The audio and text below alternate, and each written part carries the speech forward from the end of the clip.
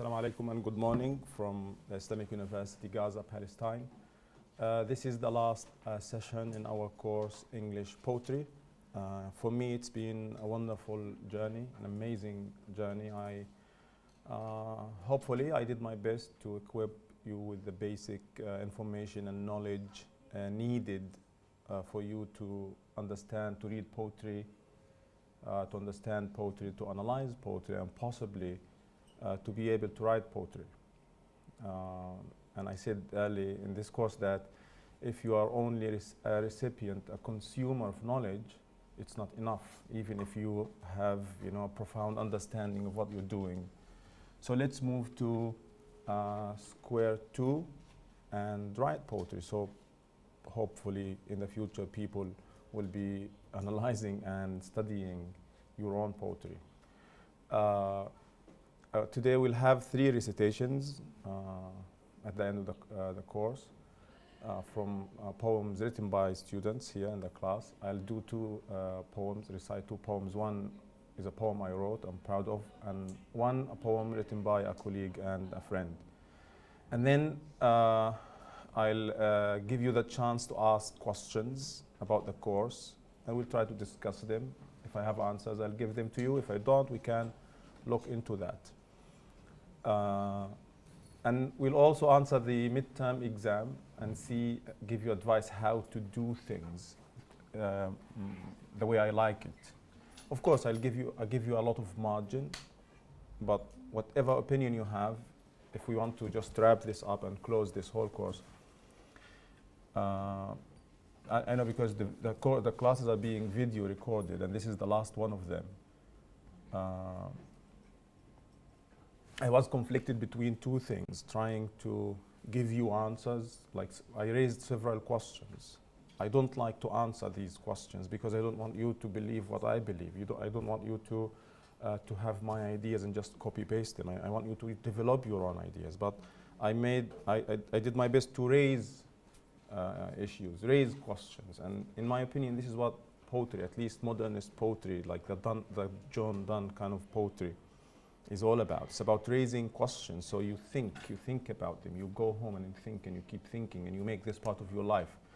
And you bring poetry to your life. You bring your life into poetry.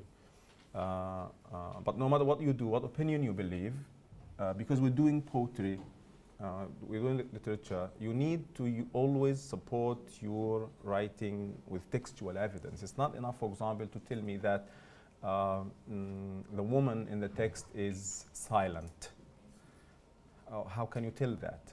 This is what makes you different from other people. And by the way, this is a way of life. If you learn, I claim that this should be a life-changing course, a life-changing experience.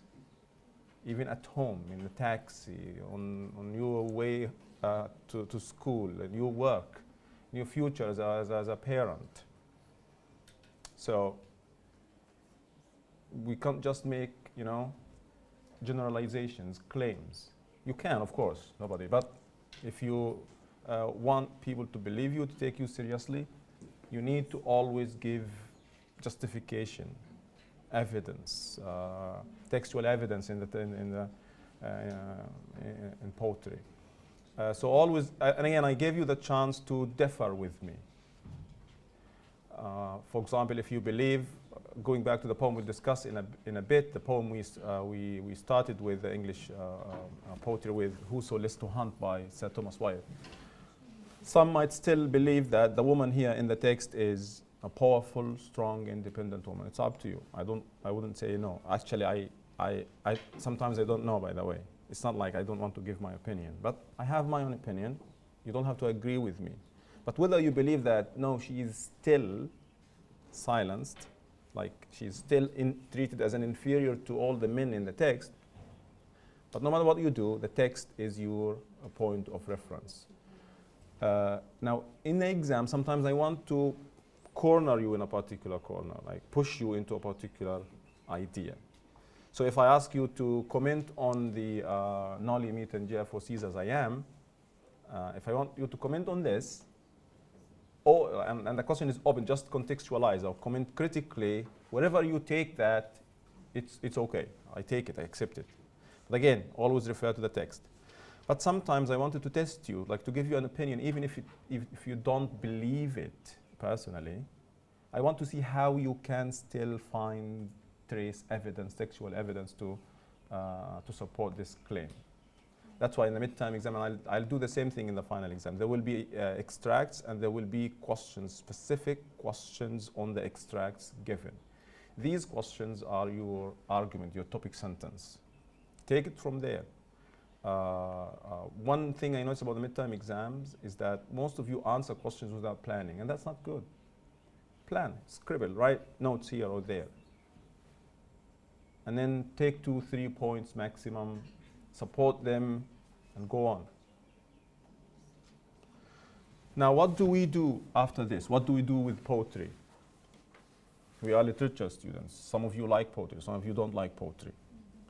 Some of you might have changed their opinion, started liking poetry. Some of you might have changed their mind, they started hating poetry, okay? And again, unless somebody lives under a rock somewhere, I don't know, nobody knows, in the middle of nowhere. Poetry is everywhere, in songs, in sheets, in nursery rhymes. Sometimes we, when we like, alone, we like to poeticize things, even stupid things. It's part of our nature, human nature. It's, and in many ways, like for me, poetry is the most artistic, most beautiful human expression. Like there's music, people love music, and there is poetry. Poetry, it's like magic, transforms us, cleanses us, hopefully, and this, of course, this applies to literature in general. Makes us different people, makes us live the experiences of other people. Some of you said, I couldn't help but shed a tear when I listened to Susan Abul Hawa recite her poem, Wala. It's not our experience, we have never been there. But why do you do that? This is the power of words, the power of poetry, the power of literature. Makes you a different, transforms you. You grow. You become, and again, that's why in poetry in general, probably we spoke about the poets' backgrounds and lives a little bit sometimes, but we don't care about that. And even when we examine the two Israeli poems, or the Jewish and the Israeli poems, we say poetically, objectively speaking, these are beautiful poems. We can't deny that. But what these poems did to us as Palestinians is what makes us, angry in a way. Angry in a way that we have to write back. In a way, we have to counter-argue this false narrative of a land without a people to a people without a land. So hopefully you'll have, whoever is out there, have more love for poetry, whether you like the way I do it or not. It's up to you, but just give it a shot sometimes. So I said something and I have to say it again. Please try to think of yourself as poets, write poetry. The most difficult thing is to convince yourself that you can express yourself in poetry. And yeah, poetry, classical poetry is a little bit difficult for us, for non-native speakers, even for native speakers. It's not easy. Even in Arabic, we are Arabs. Most of us can't write Arabic, classical Arabic poetry. But it's good that we have in today's poetry the free verse movement, thanks to John Donne and the people, the Romantics later on, and the modernists, T.S. Eliot and those people. We have a lot of freedom. But again, this freedom doesn't mean just we write anything in the shape of poetry and it's poetry. No. Feelings, the emotions, the way you do things. We've seen, again, Susanna Abul Hawa, how she did with her poem. Like sometimes there was one word or two words, whole stanza, whole line. You wait. And there's the but there at the end. It's like coming us like a wrecking ball, to quote somebody. So the point here is that we need to, again, to take further steps in order to make poetry part of our lives, to look at poetry differently. Please don't rush when you see any poem, don't rush to the websites to read the analyses online. You'll find some good stuff, but most of these websites are originally for native speakers, for high schoolers. And sadly, many of these websites give you just the summaries, what the poems say, what the texts say. Please read the text, live with the text, take some quality time and just enjoy a cup of coffee with the text. The same thing, and luckily poetry is generally short, and the poems we studied are very short, basically. But when you do novel, when you do short story, when you do drama, bigger texts, please read the text. The most beautiful thing you could do is just to read the text itself and interact with it. See how it talks to you, communicates with you, reaches out to you, how it, what feelings it inspires, provokes in you. The worst thing is that most students nowadays don't read texts. They don't want to. Just go online and read what others. This is spoon feeding. This is a process of dumbing down, makes us dumber and dumber. It makes you, by time you will never be able to depend on yourself. I don't know. That's why there will be a new exam in final. There will be an unseen poem. A poem we haven't studied. If you're good with poetry, if you have, the time, if you did some researching during this course, if your curiosity drove you to read more, probably you've come across it. Who knows? So and it will be taken out of context. Nothing. There could be some references that would tell you something, but it's not about it. Again, I don't want you to. It's not the question is not who's the poet. Guess. No, I don't care. You could guess just simply at the end. You could guess what age, what poet, what school, possibly. But this is just 5% of what you want to do. If you don't do it, it's okay. But what the poem is doing, its structure, the lines, the rhyme scheme, the sounds, the music, the rhythm, the metaphors, the paradoxes, the alliteration, the tropes in general, literary figures of speech, literary devices. Can you trace some of them? Can you understand what the poem is all about? So in this class, this is what we started doing. Like we look at the poem, the shape, right? Remember? The shape, how many lines, and then is it all, standard, classical? Are there some changes there?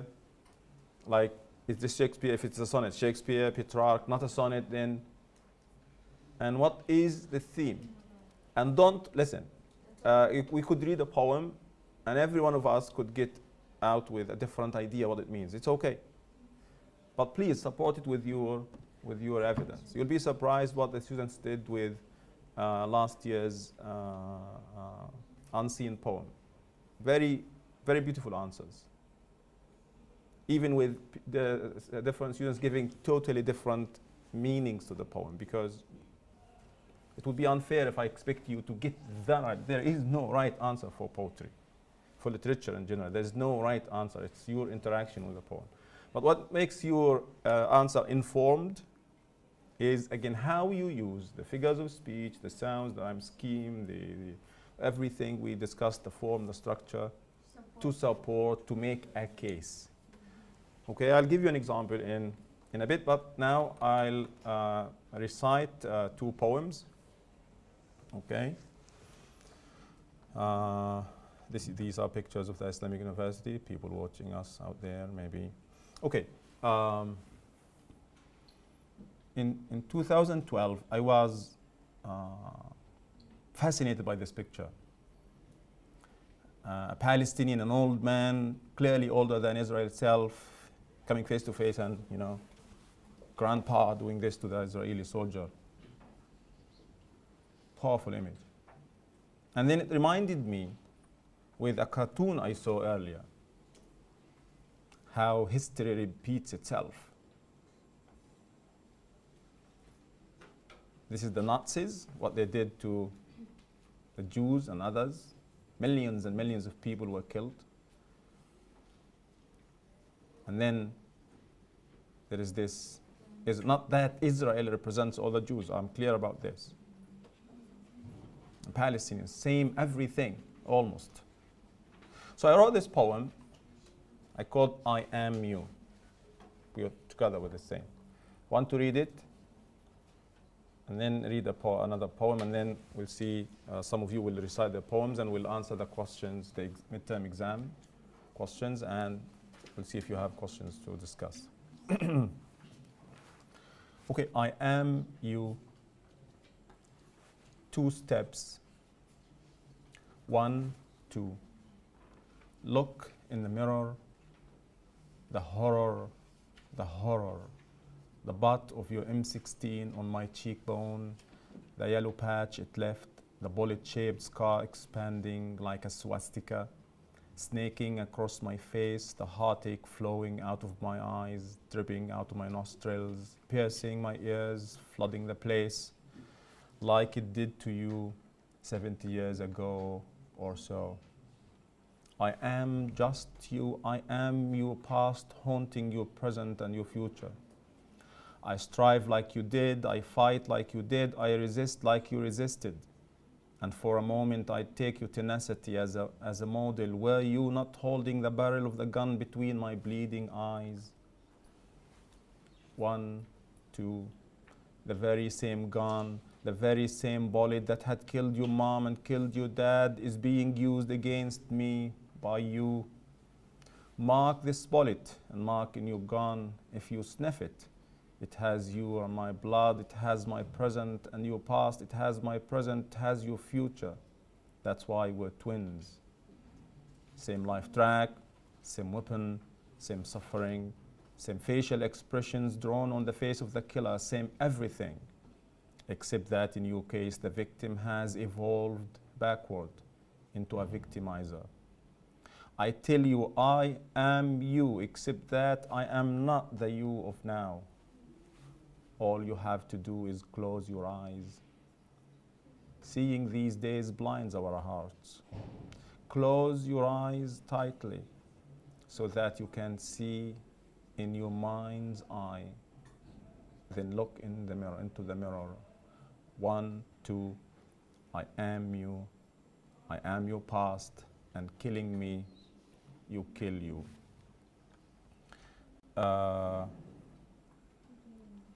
Okay, I think I missed a stanza. Yeah. No worries. Okay, so I'm just showing this. I know some of you would like, oh, I can't write poetry. Look at this, simple in a way. I don't want to talk about it because it's a poem I wrote. The other poem I love, it's a little bit lengthy, so just bear with me, is by your former teacher, a lecturer at the Islamic University here, Sarah Ali. She's now PhDing in Cambridge. Thanks, Sarah. This is a poem she wrote. She was supposed to go to America. She had to go to the American consulate in Jerusalem. You know, it's almost impossible for Palestinians to go there. She applied for a permit. She got the permit to go for the interview, and she went to Jerusalem for a couple of hours. And she came back, and she wrote this experience. A Jerusalem, a Palestinian, managing finally to see Jerusalem after more than 2 decades.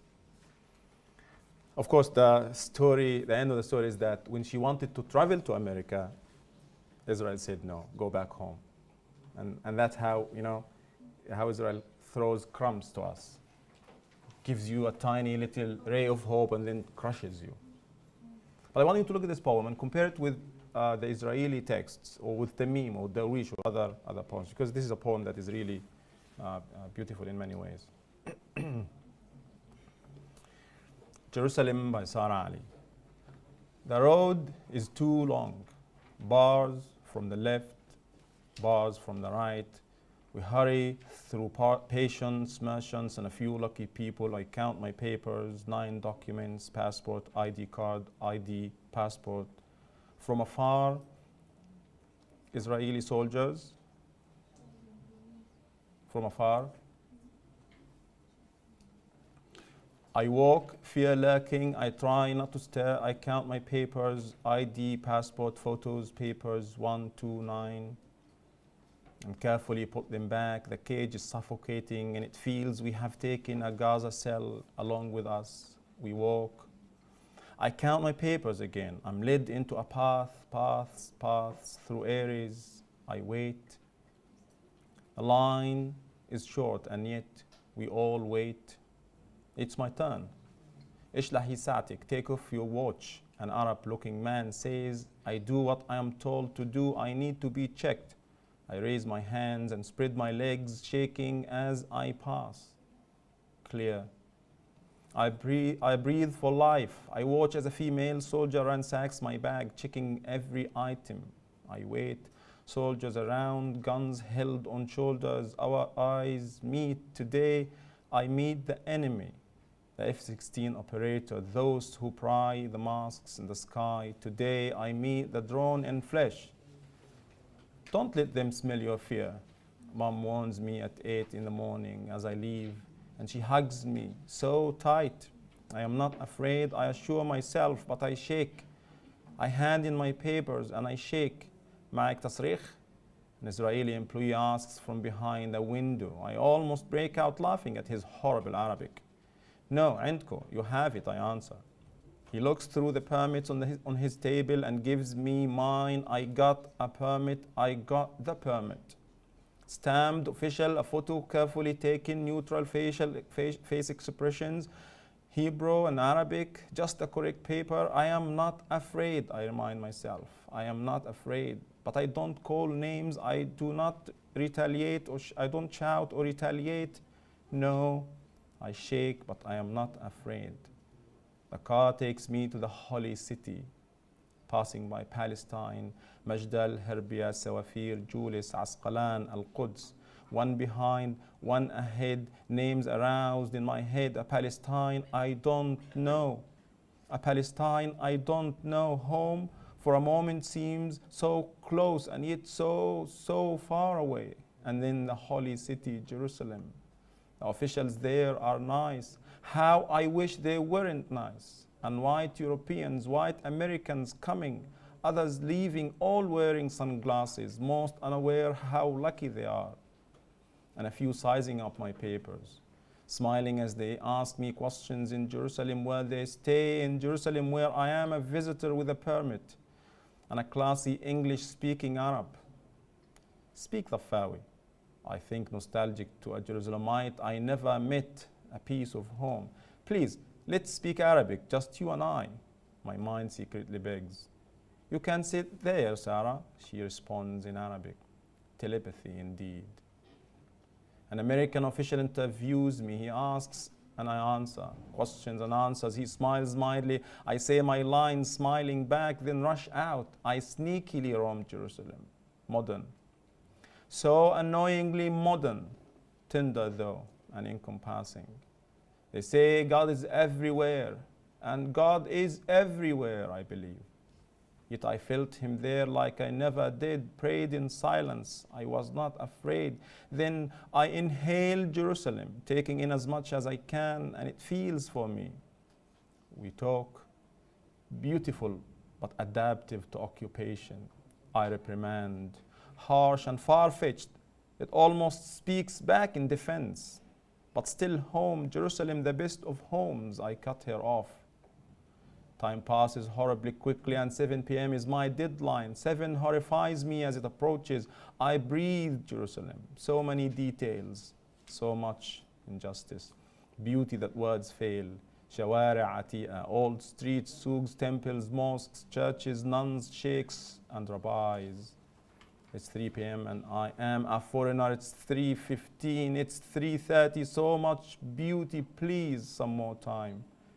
It's 4:30 and the car is waiting. The trip back is not as long, nothing to look forward to. And I think of what I have left and what I am passing by. I want more. Indeed, there is more, though the visit ends. Hence, I see Jerusalem. Wherever I turn, I see Jerusalem. Whenever in pain, I see Jerusalem. But the visit ends so quickly, not like a sweet dream, but like a deadly stab so cruelly. Somewhat like reality. And then push me, and they push me to where I come from. I do not object. I politely go back into my G zone, not victorious, but not unhappy. blank and not lost in thought, heavy-hearted. Now few soldiers around.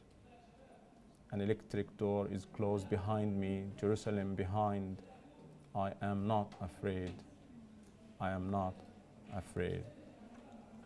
This is a beautiful poem, really. I can't, words fail me. But again, I leave this for you. Look at it. You don't have to analyze, of course, every poem. Just sometimes you have to enjoy what it is and how it is. But the experience, just, I need to compare this really to Tamim's poem in many ways. And probably you can do that. Type. Okay, let's assume this is an unseen poem in your exam. This one here. Okay. So let's see, this is a poem probably you're not familiar with, you haven't read before. It's just you open your exam, you see it. Okay? Don't be shocked. There's nothing shocking about this. Don't worry. I'm sure you can do it. Somebody read, please. Raf. His grace impossible what to do.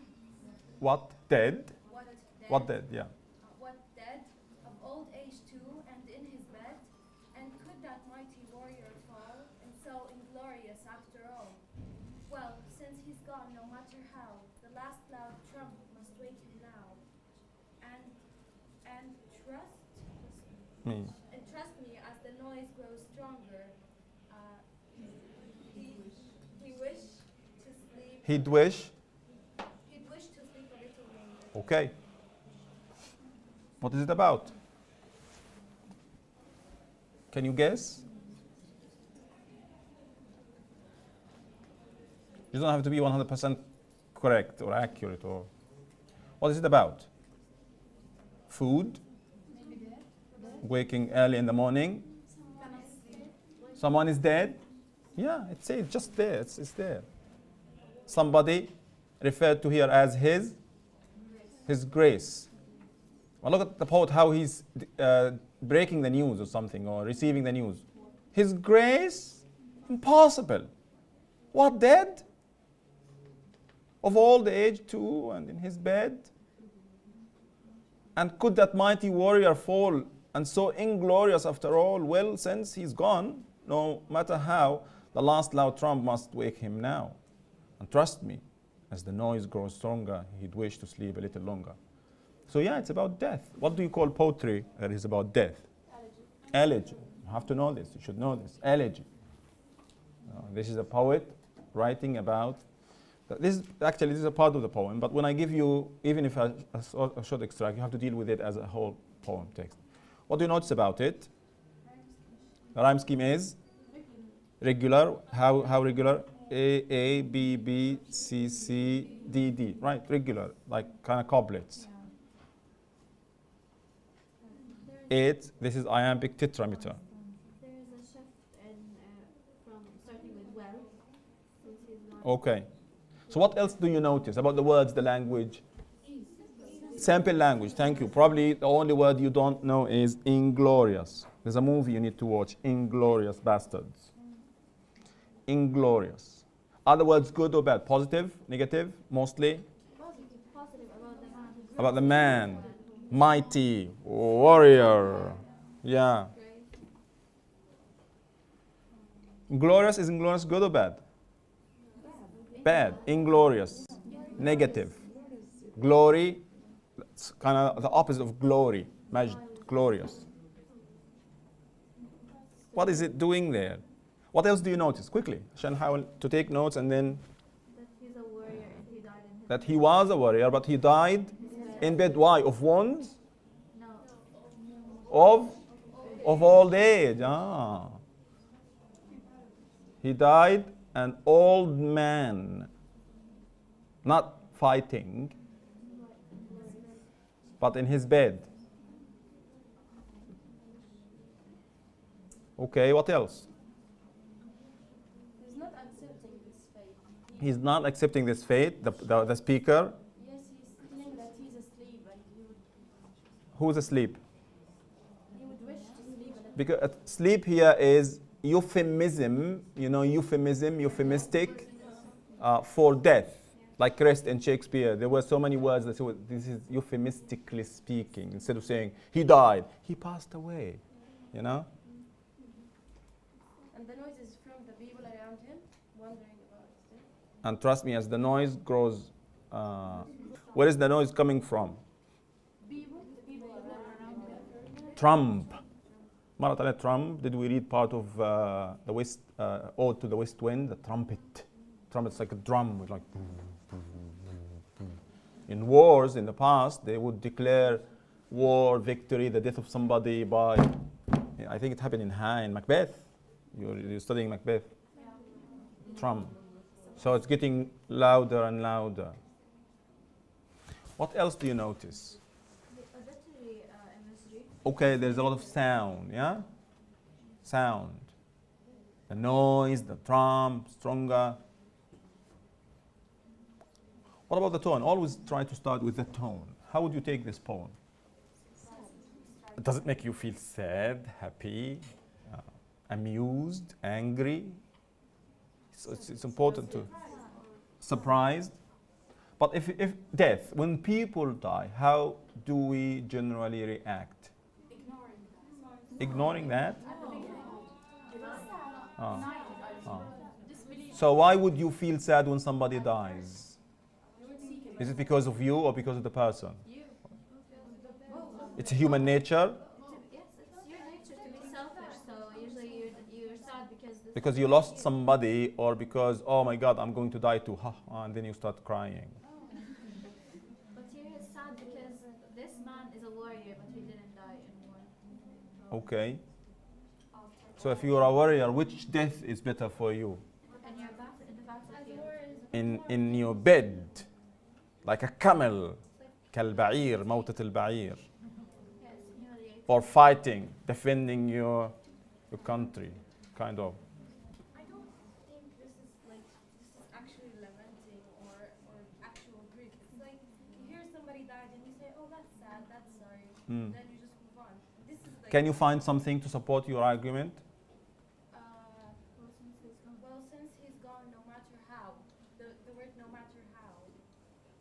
It's all the same. And so inglorious after all, like, they're not really emotional. It's just Like he's saying that this man died an inglorious death, not a glorious, praiseworthy death.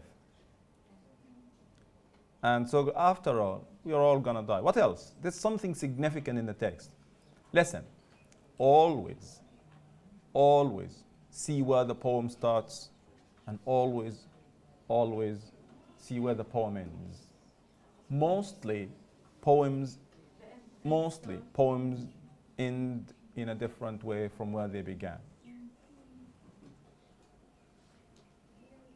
What is the ending saying? So focus on the opening, focus on the ending. Please. It starts with fragments and then it's with complete sentence. Because this is expressing shock, or, His Grace, really? Dead? What does the last line, for example, do here? The trump, the drum knocking is also.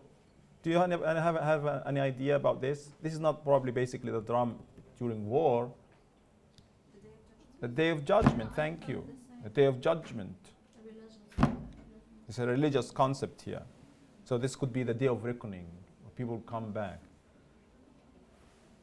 Now, what happens when the noise gets louder and louder? What would this person do?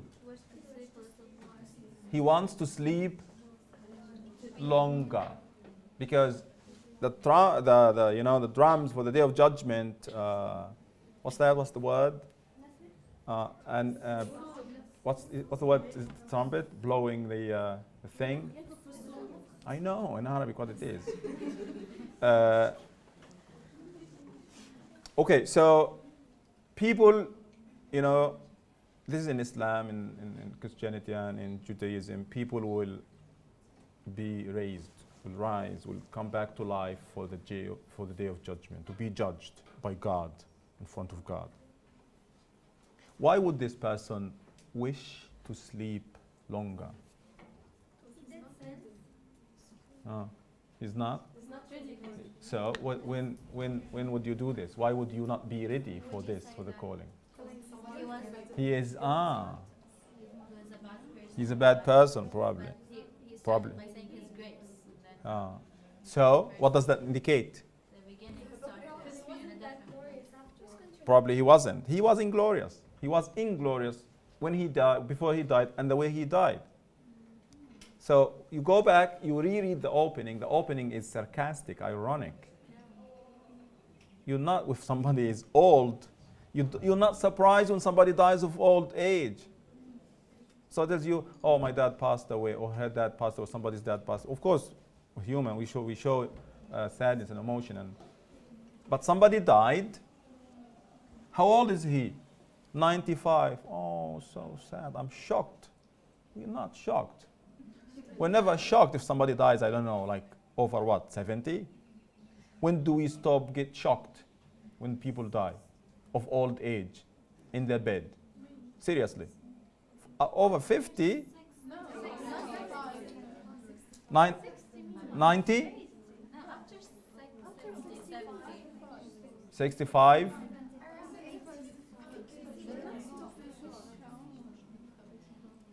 No, tell me, like, I want to see, because different ages. I'm 100 years old, you're just still 20.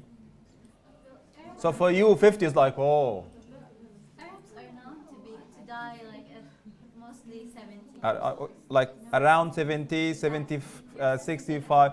Think of the people who passed away around you in your family, extended family. How old were they? Mostly, who died naturally. Forget about the sudden death of young people, or accidents, or Israel killing people. Well, there's a hadith where the prophet that, I don't know, like one of the prophets. 60s and 70s, yeah? Yeah, when a woman came. And in real life. Because 60, listen, if you are in America, if you're in the West, if you're in Germany, in England, it's like sometimes you're 60, sometimes you're 50, you begin a new life. You take an early retirement, you take a pension, and you just go around the world. You begin. But here, as we get closer to the 60, we age 100 times. So this is a fake shock. This is not true, genuine elegy. The tone is sarcastic, humorous. The man here is not praising somebody. He is kind of celebrating his death. Get the hell out of here. Be gone. Sorry? Yeah, but not the traditional elegy here. This is satire. So, His grace, impossible. What dead? Of old age too? Even two here tells us, reveals that. Old, yeah, you do of old. It's like, Ernest Hemingway, the sun also rises. What, wait, also? What? What has been rising for millions of years? Of old age too? In his bed, I am shocked. Look at the exclamation marks. He's feigning.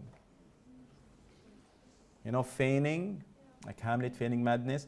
And could that mighty warrior fall? He was a mighty warrior. If he was a mighty warrior, he would have fell probably in the battlefield. So maybe he was a coward. He was just so inglorious. Yes, it is so inglorious.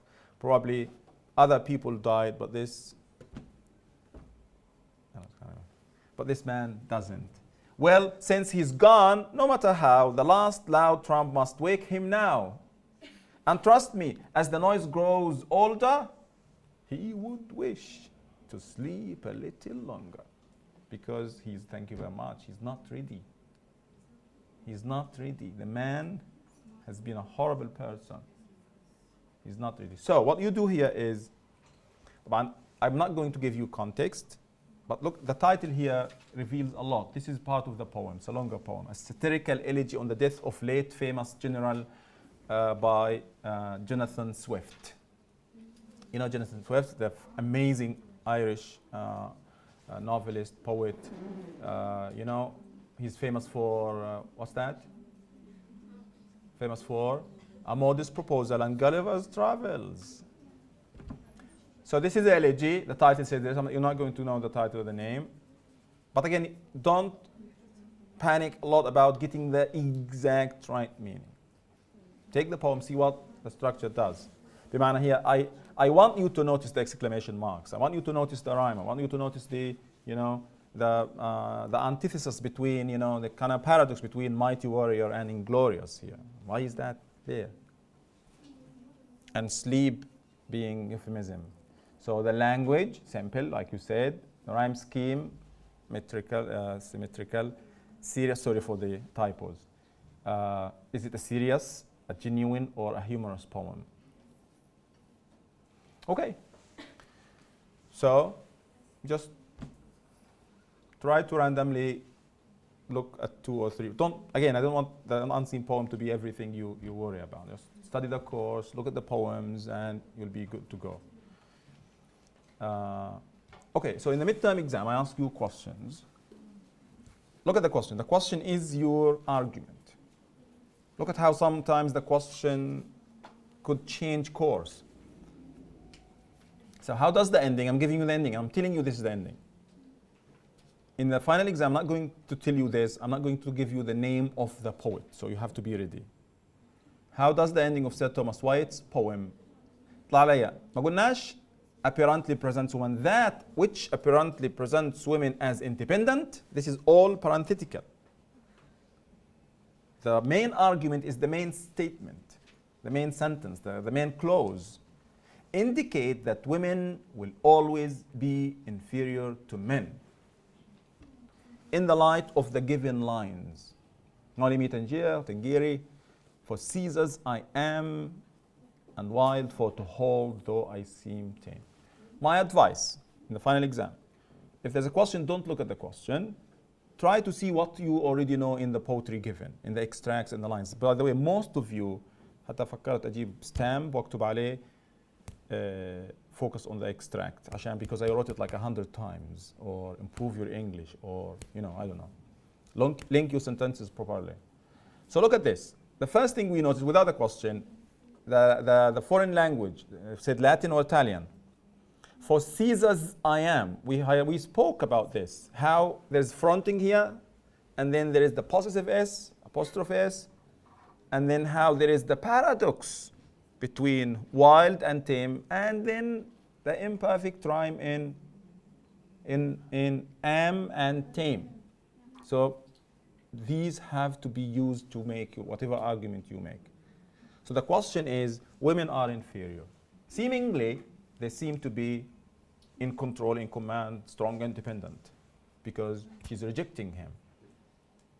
But this is probably I described this as anticlimactic. It's like, wow, what a strong, independent woman this is. The 16th century, too.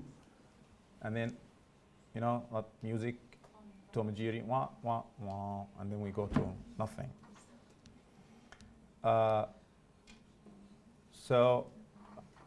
What do you want to do? Remember, I said you have the freedom to use 20-30% of the general, and you should mention that this is from this is the couplet. You should mention that this is a sonnet. You could mention that Petrarchan. You should actually Petrarchan or Shakespeare or both. But again, Shakespeare came back later after that. Okay, so you can't judge whether this is Shakespeare or not. But he introduced. Some of you said this. You could say one sentence that early in the poem, the woman. This is a courtly love poem where the woman is clearly rejecting the advances of the speaker in the poem. Get this? So if I give you 15 lines, maximum 5 lines for this, and then مباشرة in this extract. بعضكم لما كان يقول in this extract كنت تعقبه وعمل له highlight يكون وصل ل line 12. What have you been doing? What have you been doing in the past 12 lines? غالبا, usually, you tell me the story of the poem. Don't tell me the story of the poem. I don't want the story of the poem. Just what I want you to talk about. So basically, these 2 lines are the couplet of Whoso Lives to Hunt, a poem by Sir Thomas White in the 16th century. Sir Thomas White brought us the sonnet from Italy. He introduced the couplet here. The poem is about courtly love, where a man is being rejected by a woman. While the woman seems to be strong, independent, in command, in reality, a deeper analysis would reveal that she is otherwise. She is still inferior to number one, number two, number three. You could use the imperfect rhyme to indicate that she's not imperfect, she's imperfect. The paradox, she's paradoxical. Yeah, because paradoxical because she says, okay, no, no, no to this man, but yes, yes, yes to the rich man. Huh? So is she materialistic? Is she dumb? Or eventually she will need a man. She can't live without a man. You could use how she still is treated as property, these words. شوفوا ما أسهل الكلام. I know, the exam. So in your exam, please take 1-2 minutes to plan every extract. هيكون لكم two extracts, probably 3 maximum in the final. Outline. بدي أعملكم وسع أكتر في النهاية عشان تخربشوا. The same thing with come live with me and be my love and we will some new pleasures prove. Now, I'm telling you this is John Donne. I'm not sure, I understand that some of you don't know what mock is or what devices is. You should. Anyway, if you don't know, there's John Donne, there's classical poets, you know. So what did John Donne do to those people, you know? He punched him down, yeah? A fatal blow, a blow below the belt, like they say. So there's no question. You come face to face with this. You read it, Marlowe done, right? Because the first line is it's verbatim, word for word from Marlowe. And then will some new pleasures. If you talk about this, you don't talk about some and new, I don't know what you want to talk about. And in this question, pay attention. The question is about John Donne. So at least 60-70% of your answer is going to be about John Donne. Yes, you refer to Marlowe. I'm not asking you about Marlowe, but you should bring Marlowe just briefly. I would do it this way. While Marlowe treats women as materialistic, خلاص, and then you give me more about John Donne. So this is intertextuality. There is parody here, right? There is women empowering, and there is realism. 4 things. I said several devices. You could speak about 3, about 2, at least. And should I speak about the conceit? No need, unless you see the conceit as part of how he's treating women as intellectual and thinkers, you know, smart enough to understand the complexity of the elongated metaphor. Yes, you go for it. See, everything can fit if you do some stretching and twisting. And these are things I focused on in the class. It's not like I'm being impossible.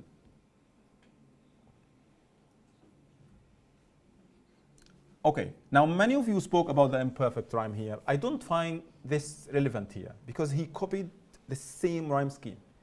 If you use this evidence for John Donne against that man, كل واحدة في 250 طالبة بتقول إنه كانت بتقول. And I liked how she used it. She said that he changed the poem. Essentially, he changed the poem, but he kept the rhyme scheme imperfect, like to say your imperfection are going to, something. She says something like this. Like, he didn't change the rhyme to make it perfect because he wants to tell them that this is on you, not on me. Something like this. And I liked it, so yeah, okay. The same thing with come live with me, the imperative. The imperative here is the same as Marlowe. So how would you use this for Donne and against Marlowe when both of them used it? I find it irrelevant in a way, unless, I don't know, you find a way. You have, I don't know, your muse tells you something. Okay? Any question about the extracts?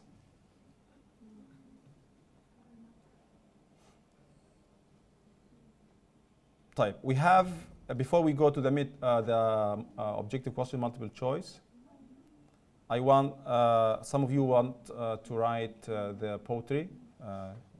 Shayma was Shayma. Qudwa, come here please. Perhaps Shayma, then Malak, and then Noha. Come here please, this way. So this is a poem Shayma sent. I gave her some feedback. This is a really, really good poem. Can you speak up, please? Or hold this. A wish. It is not coming. If it dawns, in a second it fades. Dread, hesitant, and grown. It slits my soul, my heart, lets the pain grow old. A mass, a tear, a hole. Then it rises again, heals what remains, and I taste the heavenly joys. The words wonders and fly, but it flies away in a spark again. Wow, that's really beautiful. Oh. Thank you for clapping for her. Okay, let's see Malak Zagout. Oh, sorry. But if it's on video, it must be true now. This is another fine piece of poetry. Could you please hold this? Go on. It's sharp. 1 a.m. My room ceiling is deep blue, and if you ever ask, I'm sinking below. Tick, tock. My clock battery never dies, never fails to bother me. It's 2 a.m. My room ceiling is deep blue. I rose from the bed, opened the window to a new gallery of a rainy December, never romantic though. I'm deadly worried about the 2 kittens below. It's 3 a.m. My room ceiling is still blue. And if you ever ask, my mind is internally screaming below, begging the cosmos to have some mercy on me. It's 4 a.m. My room ceiling is taking a lighter shade of blue. And I'm thinking of the dark circles I'm going to conceal in the morning, the smiley masks I'm going to wear, the toxic people I'm going to deal with. I'm thinking of the... It's 6 a.m. now. My room ceiling is light blue, decorated with 12 yellow butterflies, and I'm grateful that I slept for 120 minutes or so. Thank you. Thank you very much, Malak. And this is how a poem can transfer a Malak into a Malak. And next, Noha, one more fine piece of poetry.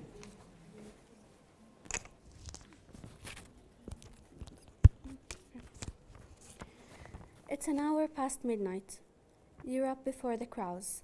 Eyes wide open, heart beating excessively, laying in bed, tossing from side to side. Electricity goes off, as if you carry the Gazan curse with you. Curtains get blown aside, and a magic wand reveals the view. Infinite space glitters, covering the old city. The heavy shadows of Sur al-Quds lie on the hapless streets. A couple of feet away, the dream is preserved. Your eyes start watering, you find yourself on the window. Not a moment to waste. You grab a flashlight and a garment, rejoiced, terrified, serene, anxious, longing, ecstatic. You go to the lobby. 2 hours are left for a Fajr prayer. You get some coffee and wait. You've waited for moments. You've waited for years. You're out. You're out on the streets, a stranger in your own homeland. Shivering, you walk. The old city is asleep, and the souk is bleak. Soldiers, soldiers everywhere, and all Arab dignity did shrink. Soldiers, soldiers everywhere, yet not an eye to blink. Your world narrows to one street. You see it coming. Your tears run untamed. You can't. You attempt to take a few steps at a time, but your feet betray you. Your breath accelerates. Only a few steps more. Pull aside, ma'am. Your ID. A ghastly figure grins. That's also really beautiful. Another journey into Jerusalem, a journey to the end of the world. I know more of you write this beautiful also stuff. So okay, We want to go through these very quickly in like 3 or 5 minutes and go and see if you have questions. I hate objective questions in literature exams. That's a fact. Sometimes you have to do them. So think about choosing the best answer. My advice is to try to eliminate the choices you see wrong. If you read the question without looking, at the answers, that would help a lot. So because you could get because if you have choices, you get confused sometimes. In Arabic, we say بدك تحيره خيره. If you want to confuse somebody, give him or her choices. Give him choices. So this is one. Number 2, try to organize your talk. Time management is key. Okay. So if you finish the 30 minutes for the unseen poem and another 30 minutes for the extract, so you have 1 hour, for example, or so. You'll be having about 20 of these. Okay. So give each one 1 or 2 or 3 minutes fixed. Read the question, try to guess the answer by hiding the choices, and then try to eliminate the ones when you look, eliminate the ones you're certain to be wrong, and then when you answer the question, for example, if you choose A, tell yourself why. What's your evidence? Not haphazardly. There will be more than one version of the exam, by the way, in the final, not like the midterm exam. So please keep to your paper. I trust you, but just keep to your paper. Tell yourself why not, and don't go back.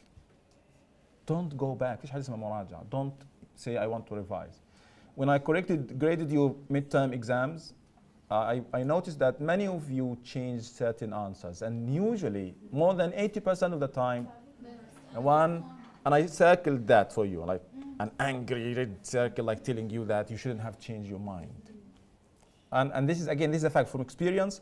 More than 80% of the answers that you change are the right answers, because it's on first impulse. But again, it's up to you. But please, don't leave any question unanswered. Please, don't do this. In the future, you'll be doing your TOEFL, your IELTS, or those exams, and this helps. There's no penalty for guessing. I'm not going to punish anybody for. But if you leave questions unanswered, you lose the bonus marks. I'm sorry. This is not punishment, but just.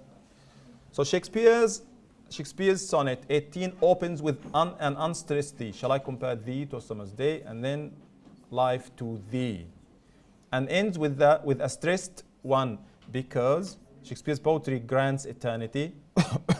The woman changes her mind. We're not sure about the woman. What did she say? Yes, no, she's absent totally.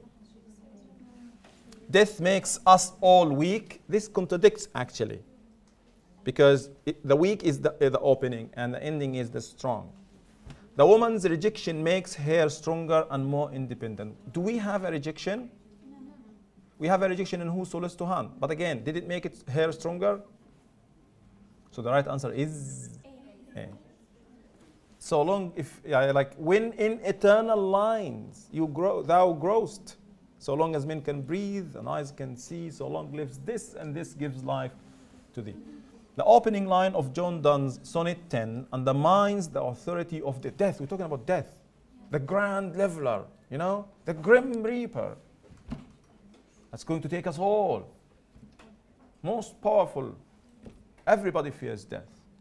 Even the mightiest of us.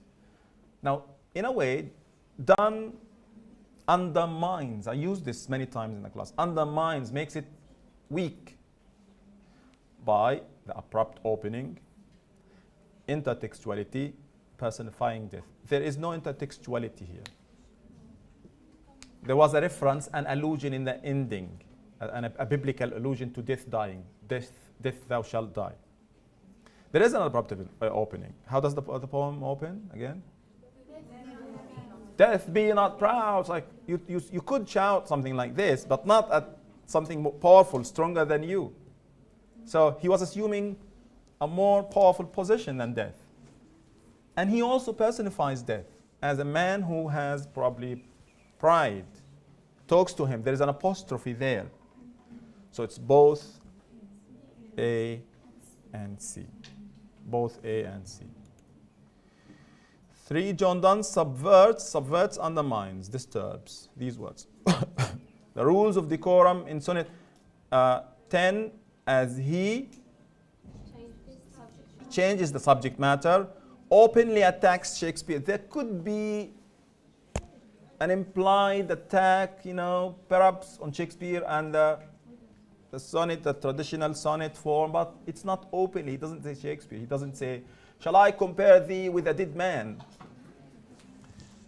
Openly attacks Petrarch. There is no open attack. A and B. The sonnet 10 is about death. It's a religious poem. What a change, yeah?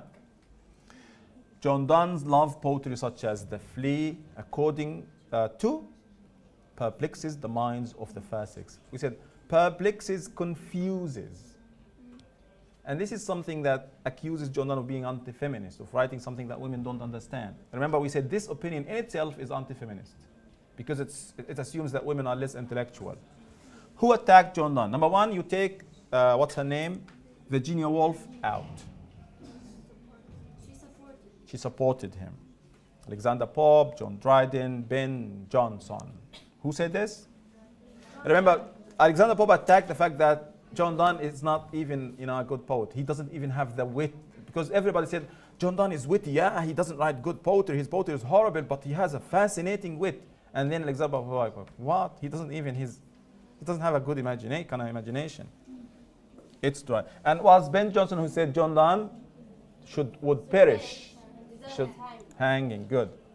It was who first pioneered what is now known as concrete poetry.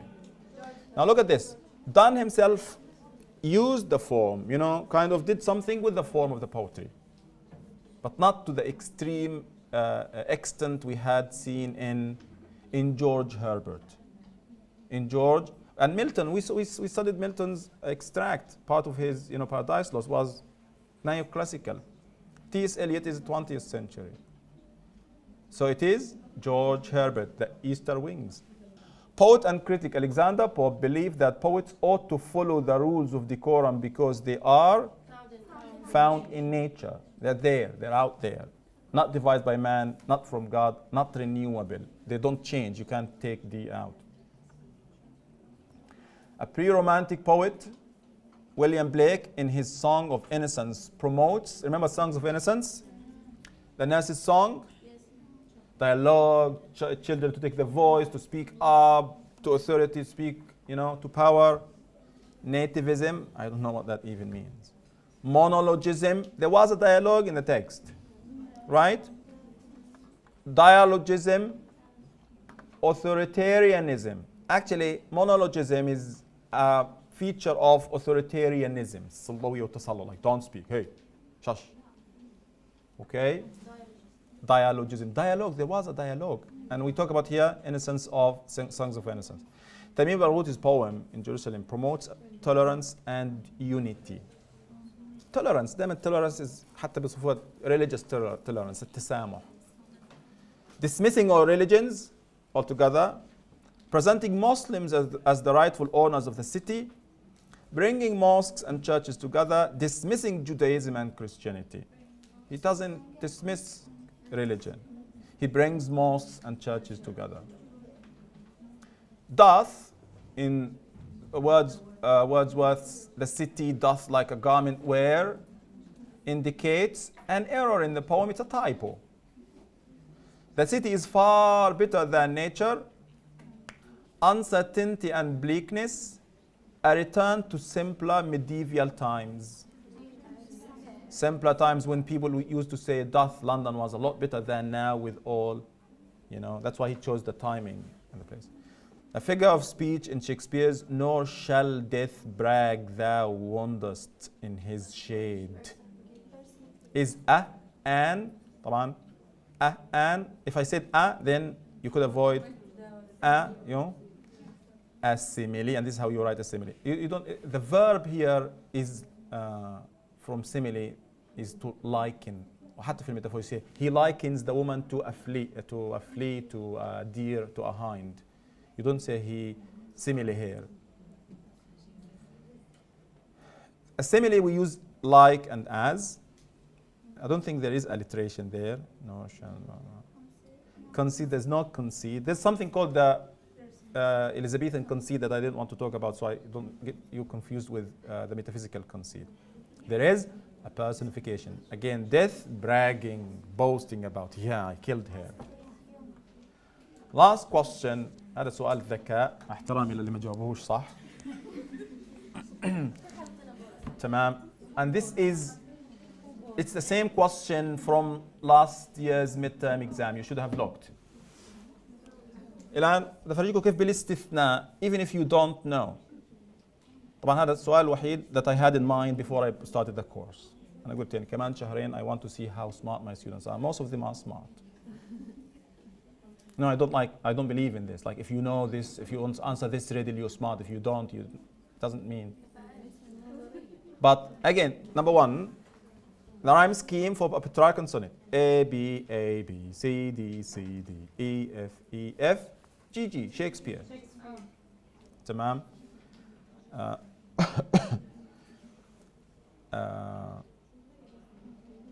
C, خلينا بس say B. في ايش اللي زياده؟ E, F, E, F. Okay. Just a mistake. برضه Shakespeare. If you don't see it, it's Shakespeare. Number C, A, B, B, A. A, B, B, A. Close. Warm. And then C, E, C, E, C. Remember that? A, B, C. D. Completely wrong. It doesn't follow the alphabetical order of the letters. D, A, B, B, A, B, B, C, D, E, C, D, E. We didn't study a sonnet like this. Yeah? مفيش. The right answer is B. It's correct. It's true that in the class I told you CD, CD, CD, and CDE, CDE. The question is carefully written. One of the most common rhyme schemes in the Petrarch sonnet is B. A, B, B, A, A, B, B. بمعنى إنه يعني الفكرة وين بدي أوصلها لكم. If you, when you use your mind, you eliminate A, you eliminate B, because we're certain that Shakespeare was, alternating A, B, C, D, right? With Petrarch, there's the octave A, B, B, A, and then it's repeated A, B, B, A. So you have, the confusion is between now B and C. C is utterly, completely wrong as a rhyme scheme because it skips the D there. You'll ask me questions if you have. It will be like the midterm exam plus unseen poem. Objective questions, 2 or 3 extracts, and the unseen poem. In the unseen poem, you could write either a long paragraph or a short essay. I'm not going to care about the form, but there should be a clear form with a topic sentence or something. Do you have questions, please? You'll find them in the description sections of the videos on YouTube. Yes. But logically, there will be a lot more questions from after the midterm than before the midterms, like 1/3, 2/3. This is logical. Both.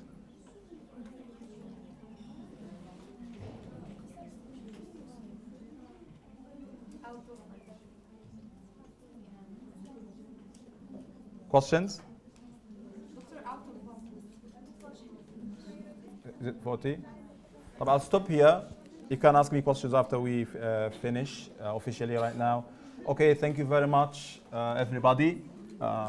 This has been amazing. I'm really proud of you. You've done a good job. Continue your great work.